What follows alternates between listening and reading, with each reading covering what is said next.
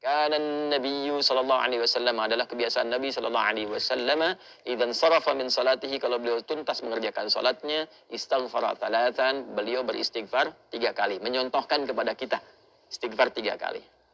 Jadi amalan pertama pasca salat, Assalamualaikum warahmatullah, Assalamualaikum warahmatullah. Anda mau lengkapi sampai wabarakatuh boleh, gitu kan? Anda mau Assalamualaikum sampai situ boleh. Jadi boleh singkat Assalamualaikum, boleh. Kalau di madzhab Maliki itu biasanya yang salam pertama Assalamualaikum, kemudian yang kedua Assalamualaikum warahmatullah, ya. Kalau Anda mau Assalamualaikum warahmatullah boleh, sampai wabarakatuh juga boleh, ya. Itu luas sekali babnya, sudah saya terangkan di bab fikih salat yang lalu.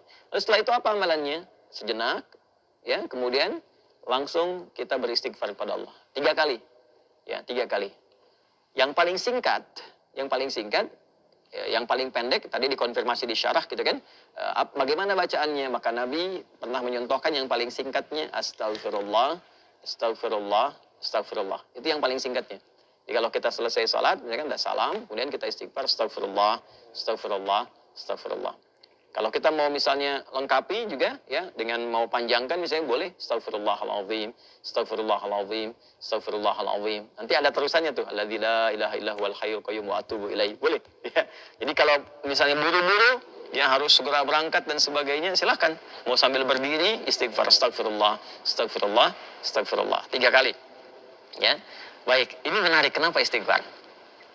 Kenapa bukan langsung tasbih, subhanallah, ya kan? Tahmid, alhamdulillah, Allahu akbar. Kenapa istighfar dimulai? Masih ingat teman-teman? Ya, kalau kita sambungkan ke awal tadi, idealnya dan seharusnya saat sholat itu kan terhubung dengan Allah, kan? Saat sholat itu harusnya khusyuk, kan? Terhubung dengan Allah, nyambung kita. Tapi ada bagian-bagian dalam sholat yang kadang-kadang nggak terhubung dengan Allah.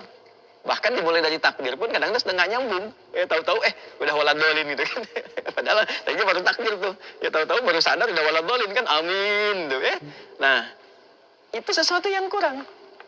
Dan akan dilengkapi. Maka ketika akan melengkapi, adab pertama kita minta ampun dulu sama Allah. Seakan-akan kita mengatakan begini, ya Allah, ampuni hamba yang seharusnya tadi dalam sholat, ya, hamba bisa maksimal terhubung denganmu, tapi ada bagian-bagian tertentu yang kurang maksimal. Maka sebagai adab kita istighfar. Astagfirullah, ya Allah saya minta ampun, ya Allah saya minta ampun. Ini kaitan dengan sholatnya. Ya, ini kaitan dengan sholatnya. Ini bagian yang pertama. Baik, yang kedua, ada kaitan juga nanti dengan pembuka ke doa. Pembuka ke doa. Karena doa ini, doa yang terbaik itu, salah satunya adalah doa yang dimulai dengan istighfar. Doa yang dimulai dengan istighfar. Karena doa itu spiritnya begini. Doa itu kan permohonan yang paling suci, bersih. Nah, akan sampainya kepada Allah yang maha suci. Sedangkan sifat Allah dalam menerima doa disebutkan oleh Nabi, innallaha thayyibun la yaqbalu illa thayyiba. Allah itu maha baik, maha suci, tidak menerima kecuali yang baik-baik saja. Ya, maka permohonan yang baik itu akan sampai kepada Allah yang maha baik jika hatinya baik dan jika dirinya baik. Makanya ada orang-orang yang ketika bermohon kepada Allah, dicontohkan oleh Nabi, dulu ada orang-orang, Nabi, saya katakan langsung hadis Nabi saja ya. Qala Rasulullah sallallahu alaihi wasallam bima ma'na kama qala Rasulullah sallallahu alaihi wasallam, thumma dzakara rajula asy'atha aghdara yutilu as-safara, ya kan? Yamuddu yadayhi ila as-sama'i fayaqulu ya Rabb, faqala Rasulullah sallallahu alaihi wasallam anna yustajabu lidzalika famat'amuhu haramun wa mashrabu haramun wa ghudhiya biharamun fa anna yustajabu lidzalik. Nabi mengisahkan seorang lelaki yang menempuh perjalanan panjang. Perjalanan panjang yang diniatkan untuk menaati Allah itu berpotensi mengabulkan doa. Makanya kalau sedang safar banyak berdoa. Safar ke yang baik-baik ya, bukan safar ke tempat-tempat gak jelas, gitu kan.